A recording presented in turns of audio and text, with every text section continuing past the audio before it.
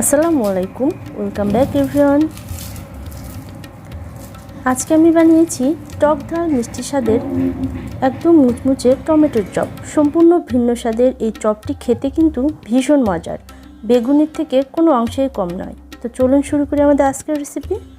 প্রথমে আমি ব্যাটারটা তৈরি করে নেব। তার জন্য আমার লাগবে 1 কাপ বেসন। এর মধ্যে আমি দিয়ে দেব 1/4 কাপ চালের গুঁড়ি, দিয়ে দিচ্ছি 2 চা চামচ কর্নফ্লাওয়ার, স্বাদ মতো লবণ, সামান্য একটু হলুদের গুঁড়ো, স্বাদ মতো শুকনো মরিচের গুঁড়ো, সামান্য একটু ধনিয়া ও জিরের গুঁড়ো, আর 1/2 চা চামচ মতো ভাজা গরম মশলার গুঁড়ো। দিয়ে দিচ্ছি কিছুটা কালো জিরে। এখন এর মধ্যে আমি 1 কাপ পানি দিয়ে এই ব্যাটারটা আমি তৈরি করে নেব। তো এই ব্যাটারটা অনেকটা বেগুনির ব্যাটারের মতোই কিন্তু হবে, তবে বেগুনির ব্যাটারের থেকে এই ব্যাটারটা একটু ঘন হবে। দিয়ে দিচ্ছি 1/2 চা চামচ বেকিং সোডা আর 2 চা চামচ রান্নার তেল, একদম ফুটন্ত গরম তেল আমি এখানে ব্যবহার করেছি।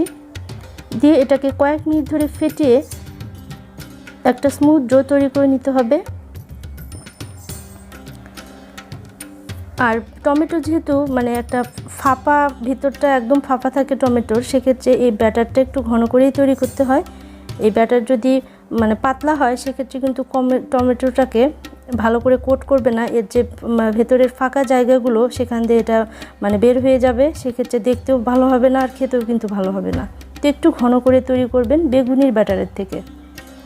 আর এই ব্যাটার দিয়ে যে কোনো ধরনের চপ, মানে টমেটো, বেগুনি, আলুর চপ সহ যে কোনো ধরনের চপই কিন্তু খুবই ক্রিস্পি হয়। তো এই এক ব্যাটার দিয়ে আপনি কিন্তু বিভিন্ন ধরনের চপ তৈরি করতে পারবেন। তো এই যে আমি কিছুটা টমেটো নিয়েছি, এগুলোকে আমি যেভাবে একটু মোটা করে কেটে নিয়েছি, বেগুনি যেরকম করে কাটে তার থেকে একটু মোটা করে কেটে নিয়েছি, যেহেতু এটা ভেতরটা ফাঁপা থাকে আর টমেটো খুব নরম, যেহেতু সেক্ষেত্রে পাতলা করে কাটলে এটা ব্যাটারে দিয়ে তেলে দিতে একটু সমস্যা হয়, তো একটু মোটা করে কাটলে এটা ভালো হয়। তো দিয়ে দিচ্ছি 1/2 চা চামচ মতো লবণ, সামান্য একটু শুকনো মরিচের গুঁড়ো আর 1/2 চা চামচ মতো চিনি। তো আমি প্রথম যেদিন বানিয়েছিলাম সেদিন শুধু মানে টমেটো কেটে কেটে বেগুনের মতো করে এটা ব্যাটারে ডুবিয়ে তেলে ভেজে নিয়েছিলাম। তো ওটা খেতে কিন্তু আমার কাছে মানে বেশি ভালো লাগেনি, কেমন একটা মানে পানছে লেগেছে। তো পরবর্তীতে আমি আবার এরকম লবণ, চিনি আর মরিচের গুঁড়ো দিয়ে এগুলোকে মাখিয়ে ভেজেছিলাম, ওটা কিন্তু খেতে খুব ভালো লেগেছিল।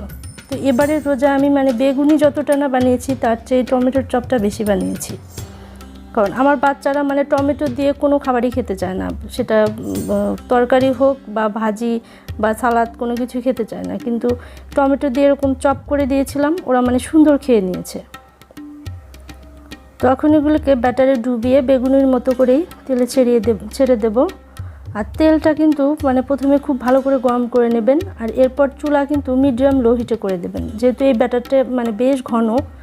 তো এক্ষেত্রে একটু লো হিটে দিয়ে এটাকে মুচমুচে করে ভেজে নিতে হবে, তাহলেই কিন্তু এটা ক্রিস্পি হবে। আর যদি চুলো মানে খুব বেশি হাই হিটে দিয়ে এটাকে দ্রুত ভেজে নেন তাহলে কিন্তু এটা মুচমুচে হবে না। আর টমেটো যেহেতু এমনি একটু জুসি, এটা সিদ্ধ হয়ে যাওয়ার পর কিন্তু আরও জুসি হয়, সেক্ষেত্রে এটাকে অনেক ক্রিস্পি করে না ভাজলে কিন্তু এটা ঠান্ডা হয়ে যাওয়ার সাথে সাথে একদম নরম হয়ে যাবে। তো সেক্ষেত্রে এটাকে আপনারা চুলো একদম অল্প আঁচে দিয়ে একদম মুচমুচে করে ভেজে নেবেন, তাহলে দেখবেন আধা ঘন্টা থেকে 1 ঘন্টা পর্যন্ত এটা একদম ক্রিস্পি থাকবে বেগুনির মতো।